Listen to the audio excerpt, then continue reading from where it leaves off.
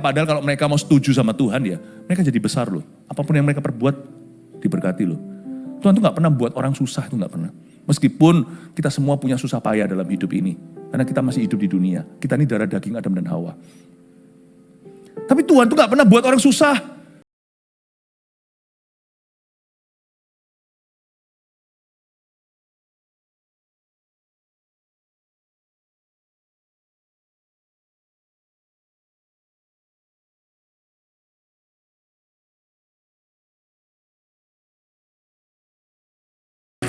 Wow, welcome home. Jangan duduk dulu. Nanti saya akan buat Anda duduk 2 jam. Jadi, don't worry. You see the stage I'm standing on. Dan semua yang kita rasakan hari ini, kursi semuanya ini adalah keringat. Semuanya ini adalah keringat jemaat. Cinta kasih mereka untuk melihat rumah Tuhan berdiri. Sebab ketika rumah Tuhan berdiri baru di sebuah tempat, itu berarti terjadi lawatan bagi jiwa-jiwa di sana. Saya percaya Tuhan memandang, melihat semua orang yang terlibat untuk berdirinya rumahnya di sini di GMS Mascot hari ini yang grand launching. Praise the Lord, ya. Grand launchingnya nggak usah grand-grandan. Yang penting hadirat Tuhan. Yang penting adalah orang-orang di sekeliling Anda itu. Dan kursi-kursi kosong yang masih ada terisi oleh jiwa-jiwa nanti. That's the point of launching a house of the Lord. Tuhan tidak akan berterima kasih karena Tuhan itu yang memberi kita kasih. Tapi saya sebagai seorang hamba Tuhan, sebagai rekan perjuanganmu, sebagai sesama pelayan Tuhan, I would like to say thank you untuk semua yang terlibat. You're not doing this for me. You're not doing this for Pastor Robin. We're doing this for us.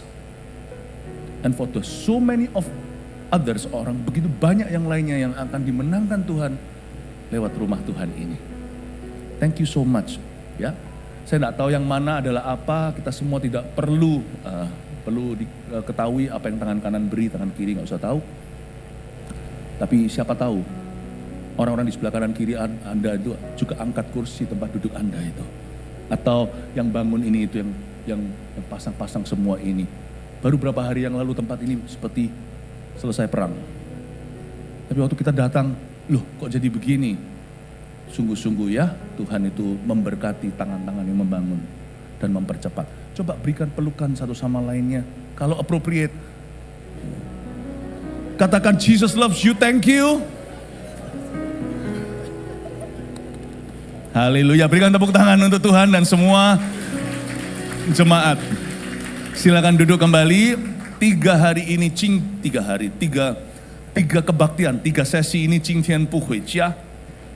Jadi siap-siap ya, Anda cuman keliling-keliling di daerah sekitar sini lalu kembali. Ibadah hari ini pukul 10, di sini pukul 2 dan pukul 6. Betul, Pastor Robin? Oke. Dan setiap ibadah tentunya khotbah tidak pernah sama. Jemaat kita cepat bertumbuh karena firman-Nya itu banyak, penglihatan pun sering. Jadi kita tidak kelaparan firman, karena itu setiap ibadah itu istimewa. Kebaktian pertama saya berikan judul, kebangunan rohani pribadi. Kebaktian 2, kesempatan kedua itu lebih mulia. Kebaktian 3 nanti Tuhan lebih rindu memberkati. Ya, siap-siap puhuicia. Mau difoto? Silahkan. Fotonya ke sana, jangan ke sini. Haleluya. Mari kita pelajari kitab Hagai. Minggu ini saya akan ajarkan kupas dari buku singkat di Alkitab. Hagai adalah sebuah kitab nabi dan usianya sudah tua. Ini terjadinya di akhir pembuangan Israel 70 tahun di Babilonia. Jadi mereka termasuk di era berangkatnya orang-orang Yahudi, mula-mula sedikit sekali yang mengadopsi visi, lama-lama tambah banyak. Nah, Hagai itu adalah nabi yang encourage atau yang menguatkan hati dan menguatkan semangat bangsa Israel yang kadang up, kadang down.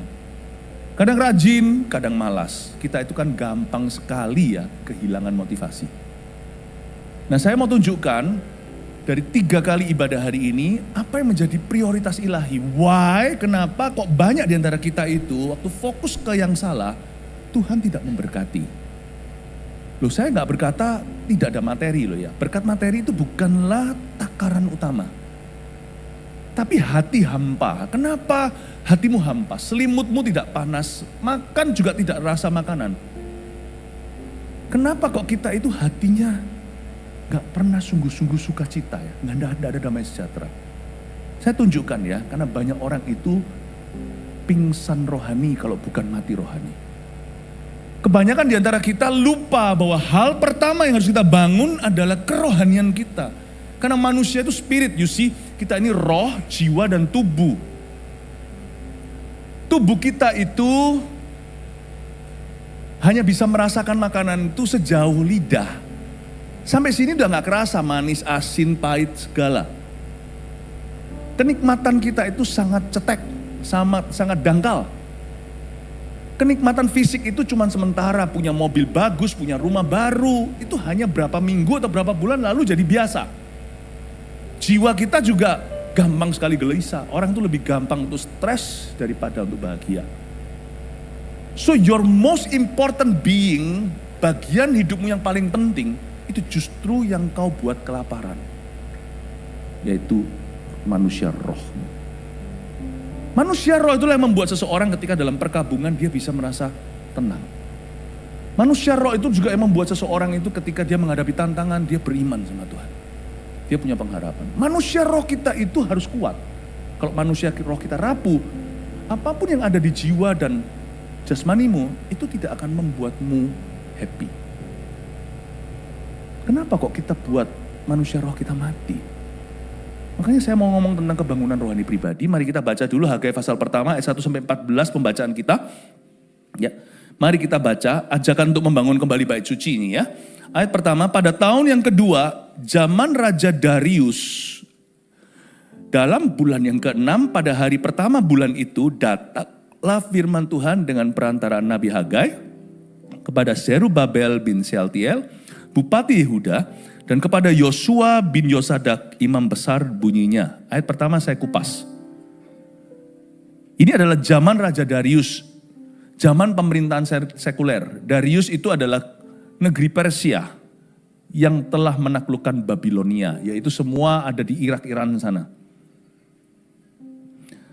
Raja Tuhan bisa memakai era pemerintahan sekuler untuk bangkitnya gereja dan terjadinya kebangunan rohani di antara umat Tuhan. Di zamannya Darius, Tuhan menggerakkan hati seorang raja sekuler untuk memberi kepada mereka kebebasan beragama. Tahukah Anda ada di Australia? Di Selandia Baru, di New Zealand. Anda diberikan kebebasan itu karena Tuhan. Tahukah Anda bahwa karena kebijakan pemerintah lalu habis itu ada orang-orang imigrasi ke sini, orang Kambodia, orang Vietnam, sehingga di sini ada mu enak, forever. Kalau di Surabaya bukan compare ya, kalau makanan Surabaya enaknya nggak bisa dikalahkan kecuali oleh restoran-restoran Indonesia di sini yang dimiliki oleh jemaat. Saya bias sekali pokoknya. Kalau jemaat sendiri paling enak. Tapi di Surabaya makanan pho-nya di situ kurang. Bahkan sekarang nggak ada ya, paling ada satu. Di sini Anda ada orang Vietnam tenan. Anda ada orang Thailand sungguhan. Ada orang China banyak sekali di mana-mana, orang Taiwan. Orang berkata Australia ini melting pot, beberapa orang percaya, bukan menurut saya, they don't melt in the middle. Tapi multicultural ya, multikultur, berbagai budaya. Kira-kira Tuhan sengaja atau enggak ya bawa misi sebumi itu ke kampung halamanmu? Maskot, ini banyak orang Indo. Sini sana kulihat banyak pohon cemara. Banyak orang berbahasa Indonesia. Kalau saya mau belajar bahasa Chinese, hitung 1 sampai 10, belum i san su, baru 5 sudah ketemu satu Indo lagi. Tapi bukan hanya orang Indonesia loh, Anda sadari nggak? Di sini tuh banyak sekali multi etnis. Orang Indo ada ribuan di Greater Mascot. Saya sudah membuat suatu riset tersendiri. Sekian ribu. Yang ada sekarang kelihatan di setiap ibadah ini belum apa-apa. Di Sydney City, di Hills. Banyak banget keluarga-keluarga. Auckland, Melbourne, ya ampun Melbourne. Hello Melbourne, I can feel you. Where are you? You're watching me, I know. Itu kayak Indonesia pindah ke Melbourne. Saya rasa itu kesengajaan Tuhan ya. Tuhan memindahkan misi sebumi itu ke kampung halamanmu. Darius dipakai oleh Tuhan. Kebijakan-kebijakannya tanpa disengaja memberikan advantage kepada umat Allah. Tapi umat Tuhan gak siap masalahnya. Orang-orang Yahudi hidup bagi dirinya zaman itu. Semua mikirin dirinya. Padahal Tuhan mau memakai mereka. Padahal kalau mereka mau setuju sama Tuhan ya, mereka jadi besar loh. Apapun yang mereka perbuat, diberkati loh. Tuhan tuh gak pernah buat orang susah, itu gak pernah. Meskipun kita semua punya susah payah dalam hidup ini. Karena kita masih hidup di dunia. Kita ini darah daging Adam dan Hawa. Tapi Tuhan tuh gak pernah buat orang susah. Jika Tuhan tuh customer di restoranmu, Tuhan tuh gak pernah membuat orang itu kerja. Itu kalau Tuhan itu datang ke rumahmu, dia tidak akan kotori rumah Anda. Tuhan tuh sifatnya bersihan. Dan apapun kalau Tuhan itu pinjam dari seseorang, pinjam keledai kayak pinjam loteng atas untuk perjamuan suci malam terakhir itu, Tuhan pasti ganti. Tuhan tuh orang yang paling tahu diri, pribadi yang paling tahu diri seluruh dunia itu Tuhan. Itu kalau Tuhan datang ke restoran Anda itu enak, piring Tuhan cuci sendiri. Dan Tuhan pasti tinggalkan tips. Nggak mungkin lah Tuhan gak berbelas kasih dengan semua orang yang bekerja sekalipun gak melayani mejanya. You have to know sifat Tuhanmu. Kenapa kita tuh worry untuk melayani? Kenapa kita burn out? That's a stupid thing. Kalau hari ini saya suruh kerja untuk raja dan segala raja, my goodness saya itu memiutangi loh. Kenapa saya komplain? Saya itu kalau hari ini, gak mungkin kalau ada konglomerat datang ke depot saya. Ya, misalnya kalau dia sampai ketinggalan dompetnya, saya justru aji mumpung, yes gak usah bayar, supaya dia memiutangi. Supaya saya memiutangi dia. Karena gak mungkin glory seorang konglomerat. Dia akan mencuri semangkuk noodle dan tidak bayar di restoran. Too much at stake. His glory is at risk. Kalau dia sampai menyuruh Anda melakukan sesuatu, lalu dia berutang budi kepadamu. Bukankah kemuliaan raja di atas segala raja, pencipta alam semesta. Sebelum ada manusia menciptakan semua malaikat itu semua dipertaruhkan hanya demi apa? Satu favor he asked of you. He would not. Kenapa kita komplain kalau disuruh Tuhan? Darius aja menjilat kakinya. Ini Raja Darius zaman dulu itu. Dia adalah super power of the day di zaman itu. Raja Persia itu luar biasa. Babilonia pun takluk. Nebukadnezar semua peninggalan kerajaannya. Even Darius was serving God's purpose. Who are we? Kita rakyat jelata. Saya ingin Anda melihat bahwa kita semua harus mengenal Tuhan.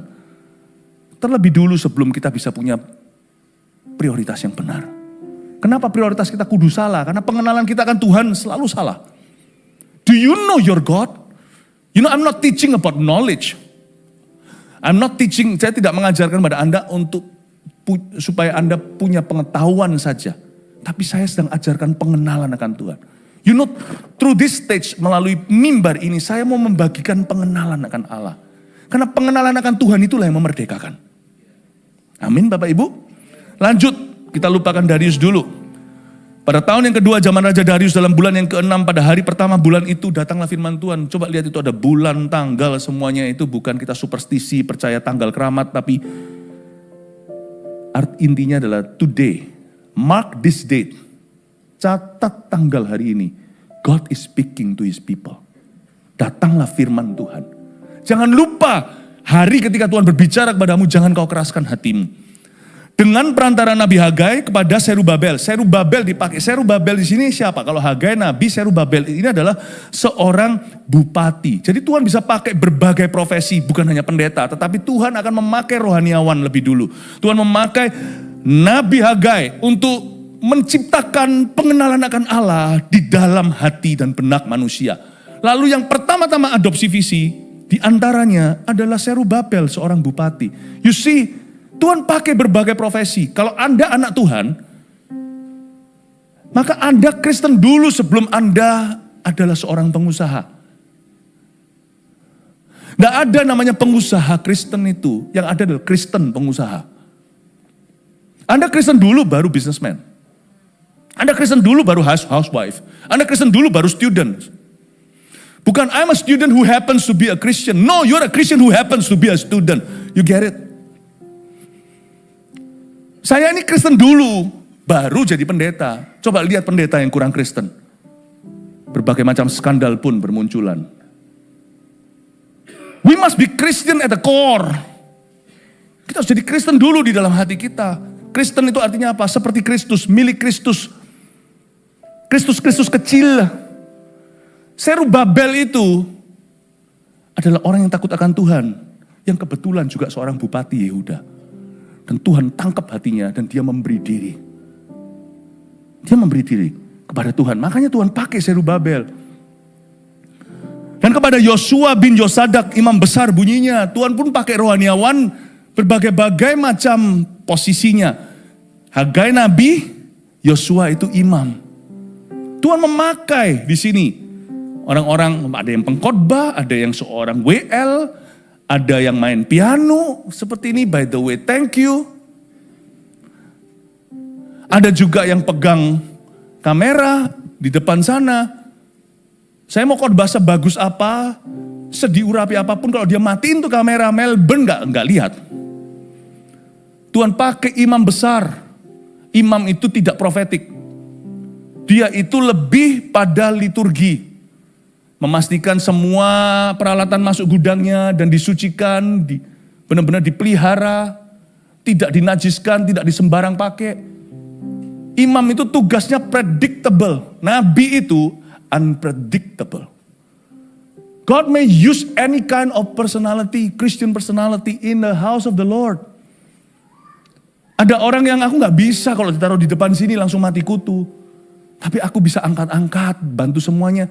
Dan layanilah dengan hati hamba. Ada orang yang berada di depan sini, hati-hati, tetap kau juga harus melayani dengan hati hamba, bersembunyi di balik salib Yesus. Yang penting kita melayani Tuhan, baik itu imam besar maupun nabi Hagai, kita tidak boleh melayani Tuhan dengan ego atau egosentrik. Kita adalah hamba, steward, manager of God's grace. Karena Tuhan mau kita memakai kita sebagai batu-batu hidup untuk membangun suatu visi yang sangat-sangat luar biasa untuk menyelamatkan jiwa-jiwa. Kita lanjutkan ya. Ayat 2. Beginilah firman Tuhan semesta alam. Bangsa ini berkata, sekarang belum tiba waktunya untuk membangun kembali rumah Tuhan. Nah itu dia. Pada waktu visi dibagikan oleh Hagai, ya, waktu Hagai bernubuat, lalu imam besar Yosua juga menyampaikan firman, bangsa itu responsnya macam-macam. Awal-awal mereka menolak, mereka berkata, enggak usah lah. Bangsa ini berkata, sekarang belum tiba waktunya untuk membangun kembali rumah Tuhan. Ngapain sih rintis gereja? Enggak lah, sekarang belum waktunya. Kenapa? Gua masih sibuk. Sekarang belum waktunya, aku masih bermasalah. Sekarang belum waktunya, ini loh, aku masih sekarang fokusnya ke studi. Loh, apakah dengan melayani Tuhan studimu jadi hancur atau justru kita fokus? Apakah dengan melayani Tuhan, membangun rumah Tuhan, dan menggenapi visi Tuhan atas rumah itu, pernikahan kita jadi hancur atau justru suami istri melayani? Apakah kita kehilangan anak kita kalau kita itu involved di dalam ministry, atau justru anak kita ikut melayani sehingga kita bisa berkata seperti Yosua, as for me and my house, aku dan seisi rumahku melayani Tuhan. Hari ini anak-anak saya juga, semua anak-anak kami melayani Tuhan. Saya dan istri saya melayani Tuhan. Kami enggak kehilangan kok. Mitos itu mitos. Kalau orang melayani Tuhan, Lalu habis itu keluarganya amburadul, itu bukan karena ministry, itu karena kau salah manage your household. Itu pasti ada isu-isu, baik itu trust issue kayak, atau trauma lah, atau ada hal-hal yang dilakukan, pasti ada sesuatu yang melanggar firman Tuhan dalam hubungan mereka. Bukan karena pelayanan. Pelayanan tidak merampasmu dari keluargamu dan tidak merampas keluargamu daripadamu, dari dirimu. Sekarang belum tiba waktunya untuk membangun kembali rumah Tuhan. Katakan sekarang belum waktunya. Manusia paling hebat untuk merasa untuk punya alasan. Kita ini tidak bisa membedakan mana yang penting, mana yang mendesak. Saya ajak pikir ya. You see, tidak semua hal yang penting itu mendesak. Kita bisa tunda. Anak kita penting atau enggak? Oke. Anak-anak yang mendengarkan orang tuanya jawab lemas berarti Anda tidak terlalu penting. Coba saya tanya, anak-anak Anda penting atau enggak? Wah, penting lagi. Sedikit lagi pentung. Penting. Tapi kadang-kadang kita terus tunda kan? I love you kek, I'm sorry kek, spending time, luangkan waktu kek. Kenapa? Papa masih sibuk. Ya. Kadang-kadang kesibukan kita sudah selesai pun kita masih sibuk. Kita masih sosmedan. Tapi kita tidak pernah memandang orang-orang yang kita cinta di mata mereka dan memberi perhatian. You see, I know they're important to you. Kita baru tahu sesuatu yang penting itu penting sampai diambil dari kita. Dan kita nyanyi seperti Elvis, maybe I didn't love you quite as good as I should have. Little things I should have said and done, I could never take the time. Lalu dia mengatakan ini, tapi apapun yang dikatakan berikutnya sudah percuma saat itu. But you were always on my mind. Honey, but you were always on my mind. I understand, but now you've lost me. What good is it for me to be on your mind once upon a time? Penting, tapi gak mendesak. Karena mereka tidak akan menuntut, mereka gak bisa berbuat apa-apa. Sampingkan terus mereka sebagai prioritas kedua. Sampai Tuhan mengambil mereka daripadamu. Dan kita baru tahu harusnya mereka prioritas ke satu. Manusia itu baru reaktif kalau terjadi sesuatu yang emergency. Tapi sebaliknya saya mau ajarkan satu hikmat. Jangan biarkan hidupmu itu tergerus oleh sesuatu yang sifatnya gawat darurat. Lalu kita selalu nomor duakan apa yang harus menjadi prioritas utama. Kita selalu korbankan apa yang terpenting untuk sesuatu yang mendesak. Misalnya kalau kita mau pergi pelayanan, saya tanya, pelayanan penting atau enggak? Bapak Ibu Saudara, pelayanan itu bukan tidak pernah begini skenarionya. Oke? Ini pelayanan bisa apa tanpa gua? Then you don't know your God. We are all replaceable. When you serve God, when your children serve God, it's for their good and your good. Kalau kita melayani Tuhan, itu kita yang diuntungkan. Pelayanan ini bisa ada, bisa nggak ada saya. Tapi saya nggak bisa tanpa pelayanan. Kalau saya tanpa pelayanan, semua monster dalam diriku akan keluar. Sungguhan. Barang siapa kehilangan nyawanya akan memperolehnya. Barang siapa mempertahankan nyawanya, kehilangan nyawanya. Pelayanan penting kan? Ibadah penting kan? Kebaktian itu penting banget. So rare, only once every 7 days. So rare.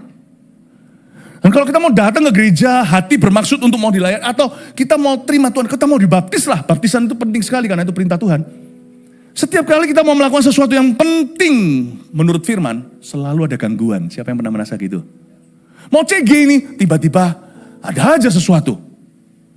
Dan kalau satu cubitan setan bisa membuat kita membatalkan, setan tahu lain kali harus cubit di mana. Saya mau khotbah, misalnya, lalu ada gangguan. Tiba-tiba sejahtera saya dicuri, sukacita juga. Hati saya terganggu. Saya harus tetap komit.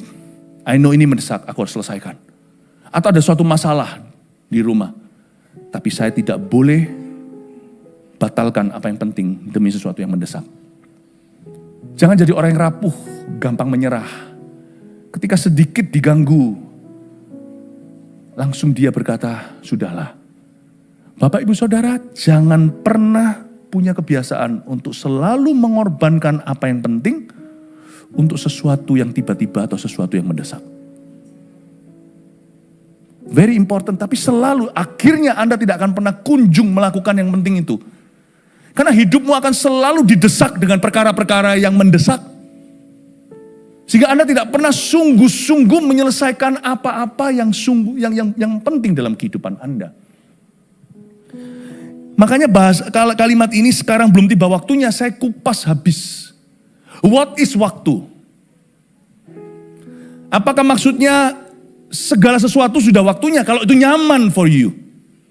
Kalau kita tunggu nyaman, kita tidak akan pernah dibaptis. Kalau kita tunggu semua orang support kita, kita tidak akan pernah melayani. Kalau kita tunggu seluruh dunia percaya kepada Tuhan, kita tidak akan menginjili. Kita tidak akan pernah. Mau CG, gangguannya banyak. Kita tidak akan pernah ber-CG. Mau ikut kelas MSJ, My Spiritual Journey 1 tadi yang Greeter sudah sampaikan, ada di dalamnya tentang our new gambar diri kita yang baru, pemutusan dengan masa lalu, baptisan Roh Kudus dan segalanya. Mau belajar itu selalu ada gangguan. Dalam perjalanan ke sini tiba-tiba nggak tahu ada crazy driver out there. Salib-salib lalu kasih jari tengah. Turunkan window maki-maki. Aku mau ke gereja kok banyak pencobaan. Kenapa? Aku mau deket sama Tuhan dicobai. Udah deh, nggak usah deket sama Tuhan. Loh, bukan gitu solusinya. Kalau kita mau deket sama Tuhan dicobai terus, diganggu, ya berarti kita harus semakin dekat. Dan kita harus bertekad bulat. Kalau enggak kita tahu dalam perjalanan akan batal. Seorang laki-laki kalau lagi seneng sama perempuan, mau tsunami kayak mau apa kayak, dia akan muncul dengan basah kuyup, rambut tinggal setengah, tiup angin habis, dia tetap di depan pintu dan berkata, will you marry me? Why can't you do that? To the more important thing. Building your relationship with God. Sedangkan kita kalau mau pergi ke gereja, mau pelayanan, mau do whatever, tiba-tiba ada hujan aja berkata, Tuhan tidak kehendaki. Tuhan, ya kita gampang sekali berkata, mungkin ini tanda dari Tuhan. If you really think something is so important, you fight for it. What is love if you don't fight for what you love? I'm gonna fight for what I love. I love my God, I'm gonna fight to be here. I'm going to fight my way to get baptized. I'm going to fight my way to learn more about Him. I'm going to fight my way to be able to serve His people. I'm going to fight my own feelings if necessary, so that it's not my will but His will be done, so my will must die. Pastor Philip, please translate for me. You're in Australia, you should understand. Amin Bapak Ibu. Tanyakan akhirnya, what is waktunya? Apa yang namanya sudah waktunya? Saya beritahu ya, waktunya tidak akan pernah tiba untukmu. Anda yang harus ciptakan waktu itu. Untuk melayani, untuk mengasihi, untuk mengampuni, you yang harus ciptakan. Jangan izinkan waktu make it easy for you. Amin Bapak Ibu. Kenapa dikatakan sekarang belum tiba waktunya untuk membangun kembali rumah Tuhan? Ini waktunya apa? Hagai berkata ini waktunya untuk membangun rumah Tuhan. Kalau ditanya di zaman Israel itu, what time is it? Bukan 9 o'clock. What time is it? It's time to build. Coba tanya kanan kirinya, what time is it? Jangan beritahu clocknya. Jawabannya adalah time to build His church. Katakan time to build His church. Berikan tepuk tangan untuk Tuhan. But why? Kenapa kita harus membangun rumah Tuhan? Saya sedih sekali kemarin pada waktu saya jalan di City, sore. Ada satu orang ngos-ngosan catch up with us. Mungkin karena kaki kami panjang, jadi satu langkahnya kami adalah 3 langkah orang. Pastor Philip, thank you so much. You've been a blessing to me. Saya banyak terima jawaban Tuhan. Dari khotbah-khotbah Anda dan sebagainya. Itu saya tanya, Anda sudah bergereja belum? Oh, saya tidak perlu ke gereja, saya bisa bertumbuh sendiri. I'm sad. Dengan segala alasannya tentunya yang masuk akal, saya juga tidak bisa menyanggah, tapi intinya adalah intinya adalah that's the furthest from the truth, you know. That's the furthest from the truth. Kenapa rumah Tuhan itu perlu untuk kita? Dan kenapa dia harus berdiri di komunitas kita? Tahukah Anda, rumah Allah itu bukan gedungnya, people-nya, visinya, programnya, kegerakannya. Rumah Allah itu juga hadirat Tuhan yang bekerja lewat interaksi kita satu dengan yang lainnya. Memang hadirat Allah ada di mana-mana. Wong dia namanya omnipresent kok, berarti dia ada di mana-mana. Mata Tuhan memandang di seluruh dunia. Tuhan ada enggak di tempat clubbing? Ada. Tapi orang bertobat enggak? Ada satu sih. Ada 1-2. Tapi jarang kan? Salah satu jemaat kami dulu, jemaat kita dulu, waktu di clubbing itu dapat penglihatan. Dia seperti jatuh ke jurang. Di clubbing. Lalu lihat tangan saya. Tuhan pakai my image, bukan berarti saya begitu sakti bisa masuk di clubbing. Saya mungkin lagi tertidur. Tapi Tuhan pakai my face to take him to our church. Saya grab him dalam penglihatannya. And pull him dari jurang itu waktu dia lagi high on drugs. Lalu the following weekend he showed up in church. Dan saya yang berkhotbah. Semua itu kan dituntun sama Tuhan seperti Cornelius dituntun pada Petrus. Kita kan cuma hamba-hambanya. Satu ada sih. Tapi lebih banyak orang yang bertobat di rumah Tuhan karena disengaja. Di sana sekali-kali, di sini setiap kali. Rumah Tuhan itu penting sekali. Karena rumah Tuhan itu adalah focal point. Sentralisasinya pekerjaan Roh Kudus di antara jemaat. Rumah yang didedikasikan untuk Tuhan seperti Salomo waktu mendedikasi bait suci. Tuhan hadir di situ mendengar doa, rumahku disebut rumah doa bagi bangsa-bangsa. Jadi rumah Tuhan itu penting kalau dia masih runtuh di sebuah komunitas, karya Allah minimalis. Tapi kalau dia dihadirkan secara sengaja, dibangun dengan tangan-tangan kasih seperti tangan-tangan Anda, maka pekerjaan atau karya Roh Kudus bisa maksimalis. Bisa maksimum di tempat itu. Rumah itu sentral. Loh, kita bisa nggak belajar tanpa ke universitas? Bisa. Bisa. Tapi pernahkah Anda pergi ke downtown atau dekat di situlah? Anda lihat university, bukan downtown sih ya, tapi ya. University tertentu, muridnya ribuan di situ. Loh, kita bisa belajar di rumah. Tapi ketika berdiri universitas, kota itu atau wilayah itu menjadi kota pendidikan. Kos-kosan, makanan, anak-anak muda di mana-mana so happy lihat young people on the streets like that. Membawa tasnya, pergi ke kuliah, pulang sekolah, beautiful to see. Tapi pendidikan hanya bisa membawamu sampai ke kehidupan ini. Pengenalan akan Tuhan membawamu sampai kehidupan yang akan datang. Itulah gereja. Makanya itu Tuhan sedih. Kamu bilang belum waktunya membangun rumah Tuhan. Rumah Tuhan itu focal point-nya hubungan mereka dengan aku. Meskipun orang bisa masing-masing berdoa kepada Tuhan, apalagi di zaman perjanjian baru. Tapi dengan hadirnya gereja di tempat itu, Tuhan jadi dekat pada umat. Tahukah Anda, saya juga diceritain oleh beberapa jemaat tempo hari. Di luar tempat sekolah-sekolah yang terkenal, di luar sana, ada komunitas G yang sudah menunggu untuk menginjili anak-anakmu. Padahal anak-anak Anda straight, lurus. Sudah ada orang-orang yang menantikan. Apalagi international students.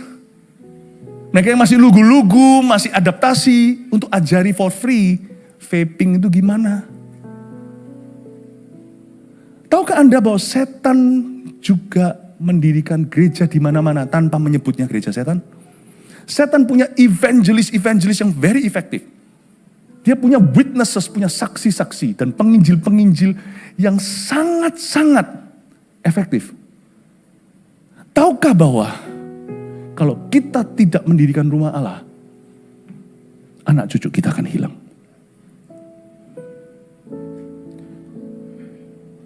Ini bukan hanya gedung, tapi ini adalah kehidupan rohani umat. Di city, di hills,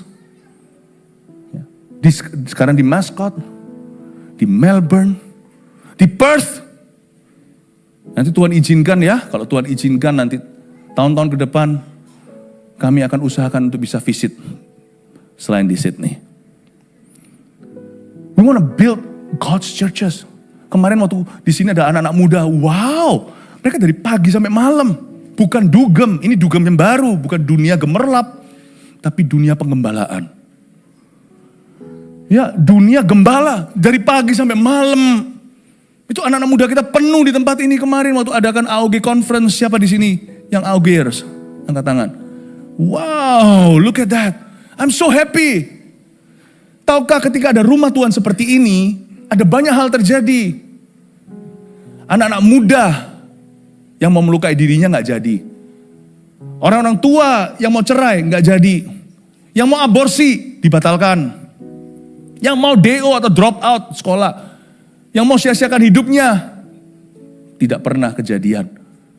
You see, rumah Tuhan itu adalah tempat di mana Allah berkarya secara sengaja di antara umatnya. Dan Tuhan waktu itu tegur bangsa Israel lewat Hagai. Bangsa itu berkata, sekarang belum tiba waktunya untuk bangun kembali rumah Tuhan. Jadi menurutmu waktu apa sekarang dong? Coba lihat ayat 4. 3. Maka datanglah firman Tuhan dengan perantara Nabi Hagai bunyinya.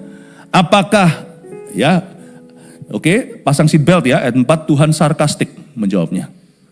Apakah sudah tiba waktunya bagi kamu untuk mendiami rumah-rumahmu yang dipapan dengan baik, sedang rumah ini tetap menjadi reruntuhan? So is it time already to build your career? So is it time already to chase a girl? So is it time already, ya, to make money? So is it time already to build your house? Mimpi, untuk bermimpi, aku punya rumah sendiri. Sekarang masih ngontrak kan, so it's time kan. Anda sudah nggak sabar untuk keluar dari rumah kontrakan untuk mulai bisa cicil rumah sendiri kan. Tuhan berkata, rumahku ngontrak terus. Padahal aku toh nggak tinggal di sini, aku tinggal di sorga, tapi hadiratku ada di sini. Padahal kamu yang tinggal di sini, anak-anakmu yang tinggal di sini. Mereka yang akan tinggal di sini, meskipun mereka tidak tidur di sini. Tapi hati mereka di sini, kiblat mereka itu gereja.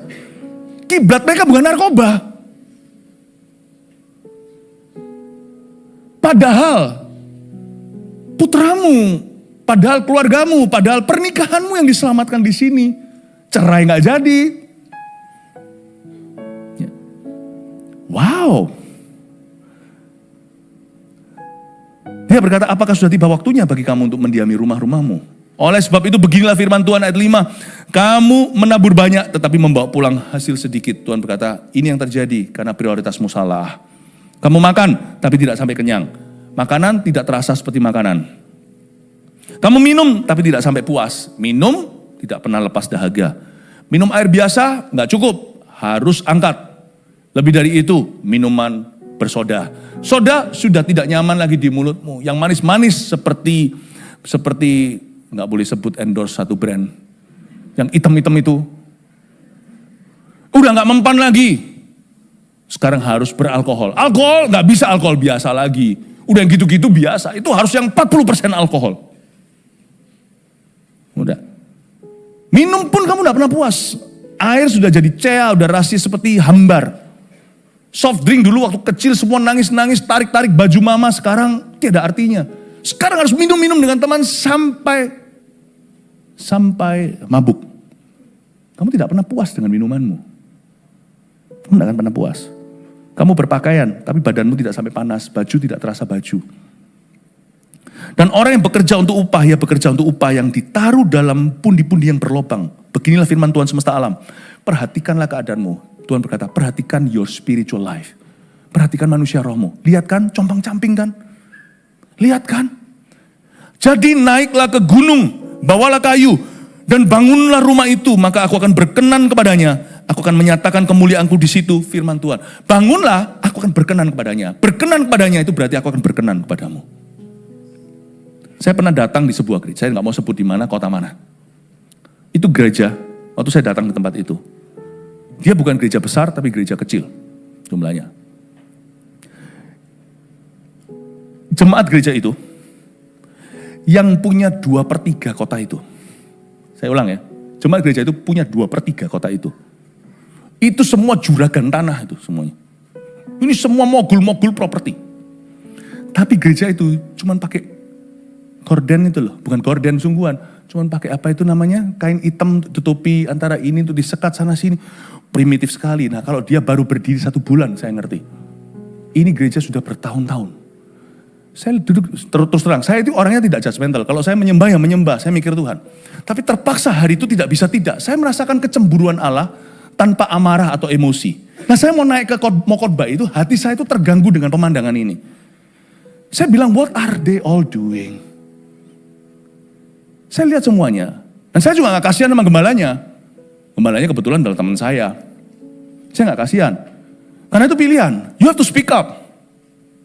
You have to speak up. Harusnya kita bisa melihat lubang dalam hidup jemaat. Lu orang kok bisa tahan sih ya? Bertahun-tahun rumahnya semua mansion. Lihat rumah Tuhan itu cuma pakai apa namanya itu, sekat-sekat pakai kain-kain hitam yang jelek. Aduh. Dan itu amburadul semuanya. Saya bilang a bunch of hypocrites. Semua orang munafik. Datang ke gereja berkata I love you God. You don't. You love yourself. You using your God. Saya tidak ajarkan bahwa gereja pernah dan boleh minta-minta. We never do that. Cek semua khotbah-khotbah kami. Tidak ada satupun yang kayak begitu. Tapi saya dengan mudah bisa spot prioritas yang salah. Saya berkata, what am I gonna go up there and preach? Saya mau preach apa ke mereka? Saya gak mau jadi badut, the badut of the day. Saya bukan the clown, birthday clown kayak di Indonesia. Saya naik ke atas lah. Tapi saya gak main, saya berkata pada diri saya, none of my business, none of my business. Saya terus ingatin saya waktu mau naik ke atas mimbar, none of my business. Saya naik ke atas, saya sampaikan khotbah yang saya rencanakan. Kalau naik ke mimbar sendiri, karena ini adalah mimbar yang saya jaga, karena ini adalah wilayah teritori yang harus kita pelihara. Karena ini adalah tugas yang langsung kita emban dari Tuhan. Saya selalu berlutut dulu sebelum naik ke sini, memelihara kemurnian atas ini. Seperti berkata pada Tuhan, Lord, mimbar ini, our responsibility untuk menjaganya. Tapi waktu saya diundang, kan bukan mimbar saya. Waktu saya naik ke atas, saya berkata, none of my business, none of my business. Saya sampaikan Mazmur 23. Saya hanya ingatkan mereka, Tuhan itu gembala. He is good, you know. Udah itu aja. Saya turun itu, ya hati saya gatal, semuanya itchy. Sepertinya saya mau minum obat alergi. Saya berkata, hati itu membara. Saya berkata, none of my business. I think I did the right thing. I didn't have to meddle in people's business. I'm not their pastor. But if it happened in our church, I'm gonna swallow you. Tapi kemarin waktu saya melihat tempat ini, orang-orang semua jemaat volunteer ngebor semuanya. Shalom dari sana, anak muda di sebelah sana duduk pelan-pelan, ngatur semuanya sampai ngelembur-ngelembur semuanya, harus diusir-usir pulang.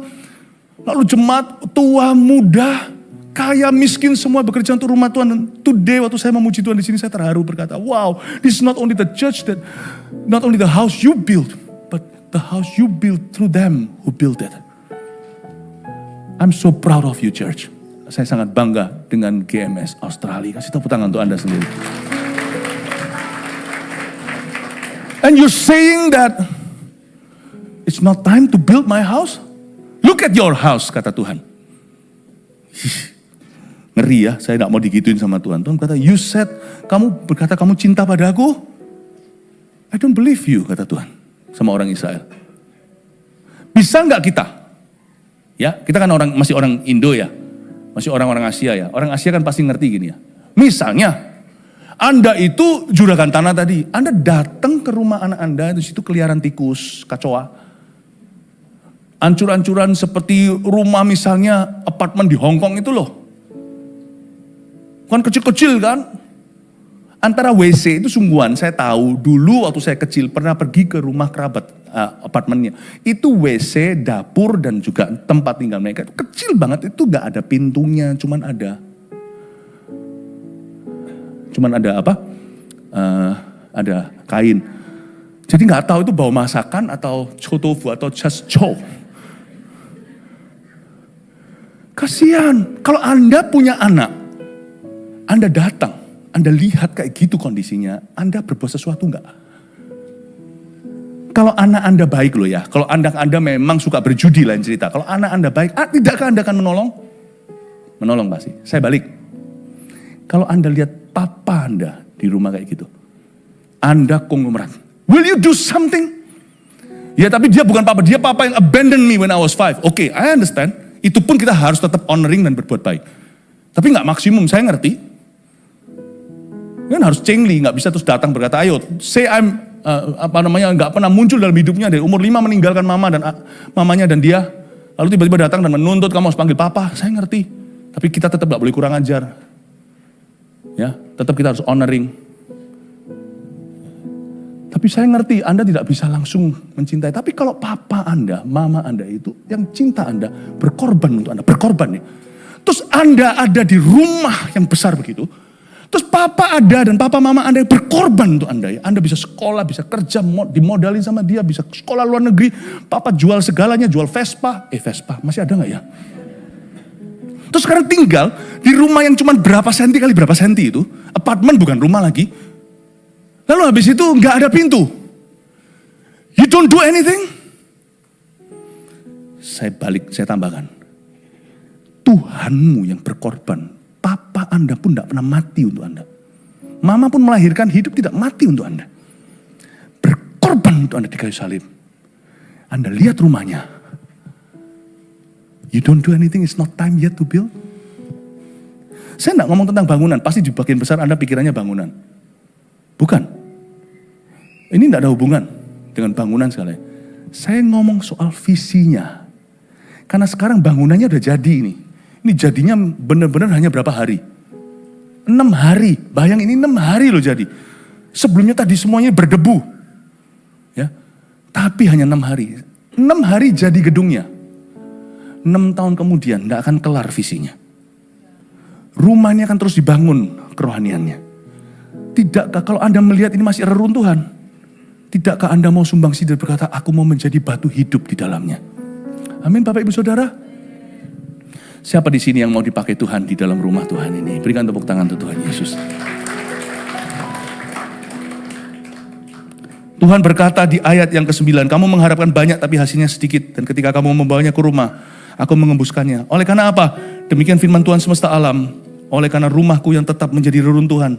Sedang kamu masing-masing sibuk dengan urusan rumahnya sendiri. Itulah sebabnya langit menahan embunnya. Bumi menahan hasilnya. Dan aku memanggil kekeringan datang ke atas negeri. Ke atas gunung-gunung. Ke atas gunung-gunung. Ke atas gandum. Ke atas anggur. Ke atas minyak. Ke atas segala yang dihasilkan tanah. Ke atas manusia dan hewan. Dan ke atas segala hasil usaha. Hewannya pun kasihan. Orang yang hidup egois itu bahkan his pets pun itu tidak berada dalam berkat Tuhan. Lalu Zerubabel bin Shealtiel dan Yosua bin Yosadak, imam besar, dan selebihnya dari bangsa itu mendengarkan suara Tuhan Allah mereka dan juga perkataan Nabi Hagai sesuai dengan apa yang disuruhkan kepadanya oleh Tuhan Allah mereka. Lalu first reaction mereka yang benar, takutlah bangsa itu kepada Tuhan. Pertama harus takut dulu.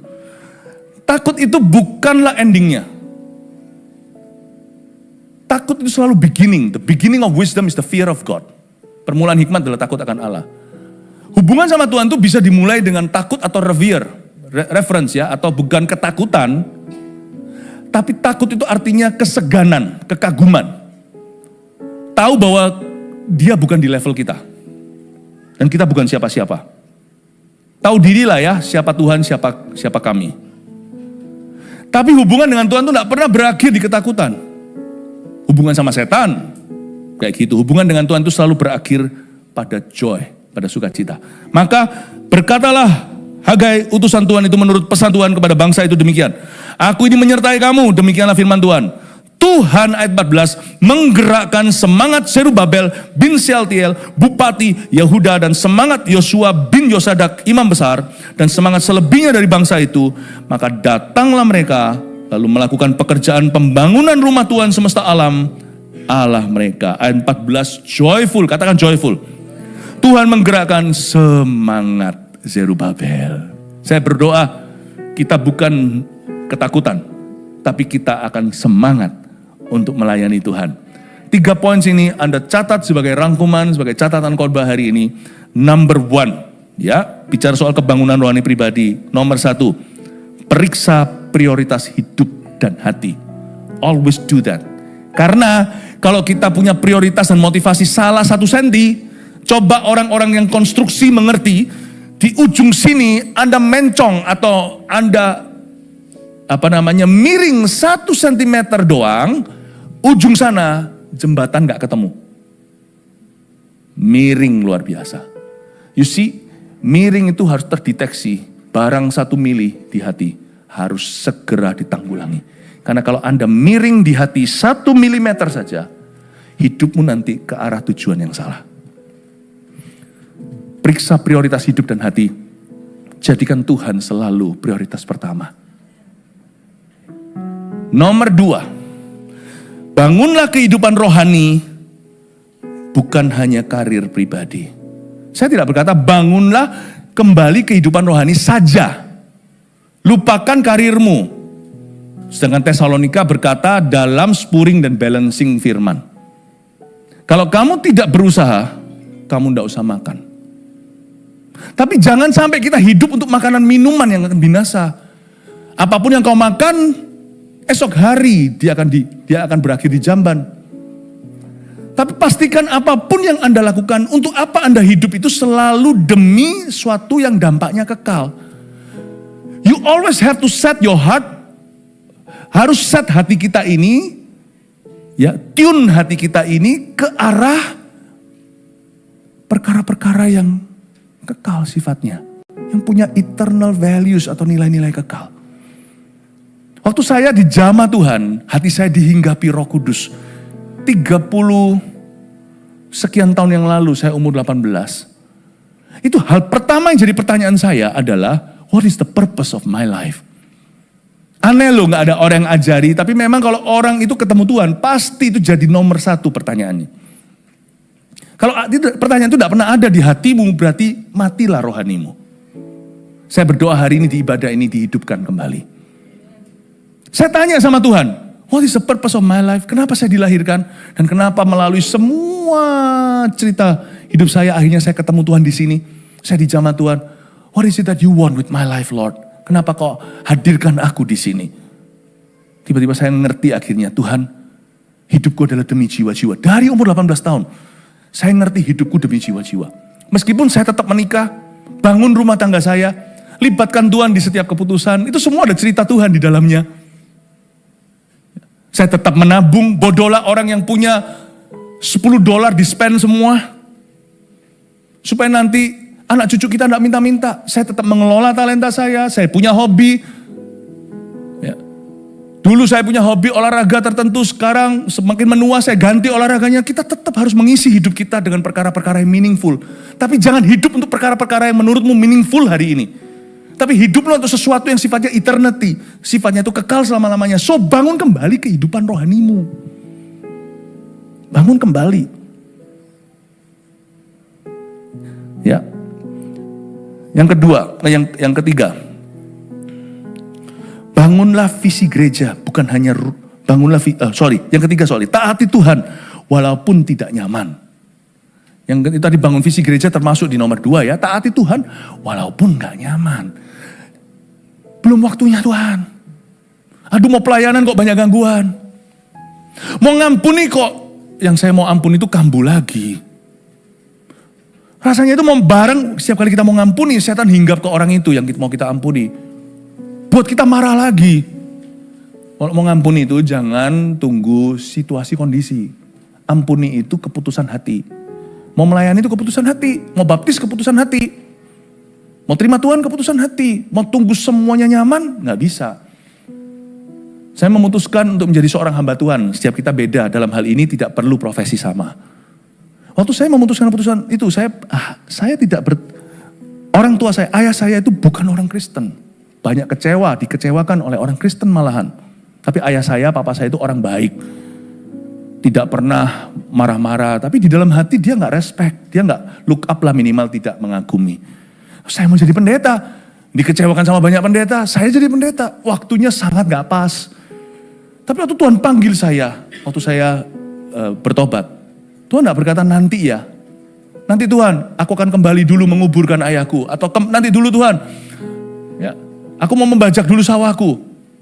Kalau Tuhan memanggilmu, sekarang saya tahu the best time adalah now when God speaks to you. Dan somehow setelah itu saya kira orang tua saya marah, ternyata enggak, malah justru ayah saya terima Tuhan tahun 95. 3 tahun setelah saya bertobat dan menerima panggilan saya. Tapi kalau saya mengulurnya mungkin sampai hari ini pun ayah saya mungkin tetap bukan orang Kristen. Dan saya pun akhirnya tidak jadi hamba Tuhan. You see, justru bukan win-win tapi lose-lose. Ikut Tuhan itu tidak selalu win-win. At least not for you. Kalau kita biarkan Tuhan menang, masa Tuhan akan kalahkan kita? Kalau kehendak Tuhan jadi, masa Tuhan akan membuat kita merugi? Merugi sementara mungkin. Tapi tidak selama-lamanya Tuhan biarkan kaki kita goyah. Taati Tuhan walaupun gak nyaman. Jangan tunggu sikonnya mendukungmu. Sebab itu hari tidak akan pernah tiba. Amin Bapak Ibu Saudara.